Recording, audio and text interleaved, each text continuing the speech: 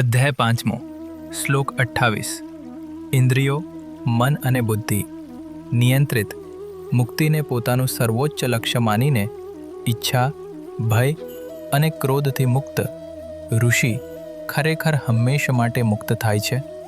આ શ્લોકમાં ભગવાન ધ્યાન કરતી વખતે કઈ બાબતોનું ધ્યાન રાખવું તે સમજાવે છે. તેઓ કહે છે કે વ્યક્તિ પોતાની ઇન્દ્રિયો, મન અને બુદ્ધિને હંમેશા નિયંત્રિત રાખીને મુક્તિના સ્પષ્ટ ધ્યેયને પોતાનું સર્વોચ્ચ લક્ષ્ય રાખે છે. આ કરવાથી વ્યક્તિ ઈચ્છા, ભય અને ક્રોધથી મુક્ત થાય છે. ભગવાન કહે છે કે આવા ઋષિ ખરેખર હંમેશ માટે મુક્ત થાય છે.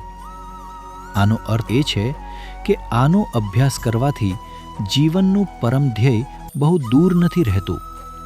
વાસ્તવમાં ઉપરોક્ત 2 શ્લોકો આગામી અધ્યાયમાં શું થવાનું છે તેનો સંકેત આપે છે. આગામી અધ્યાય સંપૂર્ણપણે રાજયોગ એટલે ધ્યાન યોગ પર છે.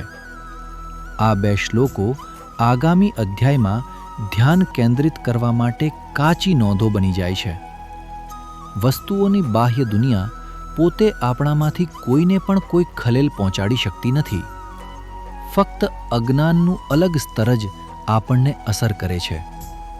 જ્યારે ભગવાન 2 ભ્રમર વચ્ચે જોવાનું કહે છે ત્યારે તેનો અર્થ એ છે કે આપણે આપણું ધ્યાન કપાળ પર કરોડઅજ્જુના સ્તંભથી 45 ડિગ્રી સુધી કેન્દ્રિત કરવું એમ થાય છે. આ રીતે માનવ મન ઉત્થાન પામે છે અને તે ઉચ્ચ ચિંતન માટે યોગ્ય વાહન બને છે. શ્લોક 27માં ભગવાને શારીરિક ગોઠવણો સમજાવી છે અને શ્લોક 28માં ભગવાન જરૂરી માનસિક ગોઠવણો સમજાવે છે. સાધકને પૂર્ણતા પ્રાપ્ત કરવાના શાશ્વત ધ્યેયને સમર્પિત કરીને તેની ઇન્દ્રિયોની ભૂખ, માનસિક આંચકો અને બૌદ્ધિક તોફાનોને નિયંત્રિત કરવાનું એમ કહેવામાં આવે છે.